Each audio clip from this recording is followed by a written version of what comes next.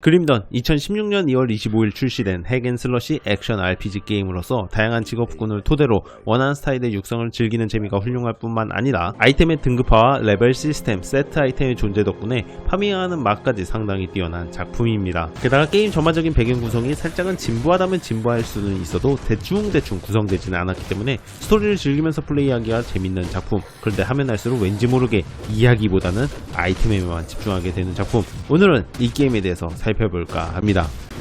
첫 번째, 첫인상.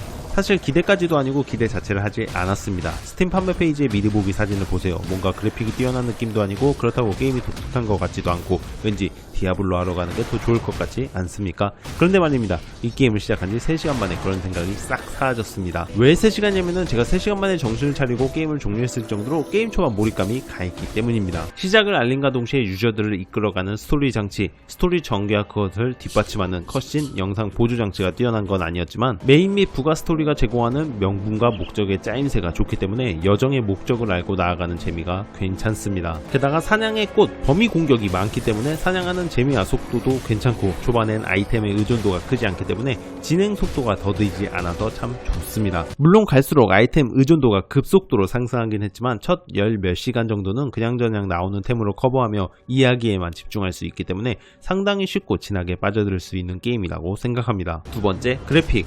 어물쩍 말씀드리자면 만족스럽긴 합니다. 스킬 표현도 명확하고 맵의 컨셉에 따른 배경 묘사도 좋을 뿐더러 아이템 착용 상태에 따른 외관 변화가 가시적으로 반영된다는 점은 매우 고무적인 요소라고 생각합니다. 무엇보다 좋은 점은 명확한 스킬 표현력과 더불어서 스킬에 따른 적의 피격, 날아감, 파쇄 모션이 상당히 정성스럽고 파괴 가능한 지형 지물의 파괴 모션 또한 보는 맛이 상당히 호쾌하기 때문에 전반적인 그래픽은 만족스럽다고 생각합니다. 그런데 말입니다. 사실 이건 사람마다 다르게 느껴질 수도 있긴 한데 몬스터나 캐릭터의 존재감이 엄청나게 좋지는 않습니다.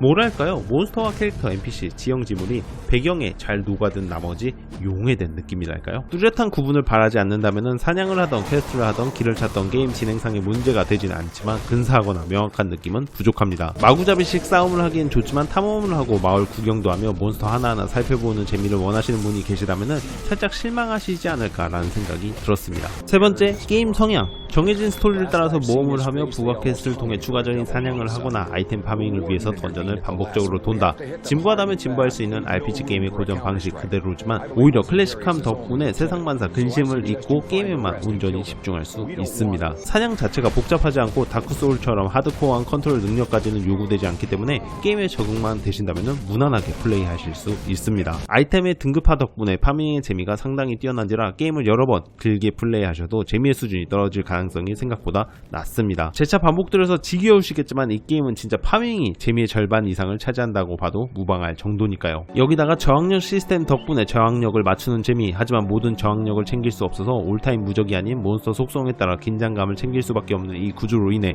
파밍에 대한 갈망은 끝이 없게 되고 말이죠. 하지만 이 게임의 꽃 중의 꽃이라면 바로 직업의 조합과 별자리 시스템이 아닐까 싶습니다. 이 게임은 특이하게도 동시에 두 개의 직업군 선택이 가능합니다. 즉 전사면서 샤먼스러울 수도 있고 총쏘면서 네크로맨서 특성을 가질 수도 있습니다.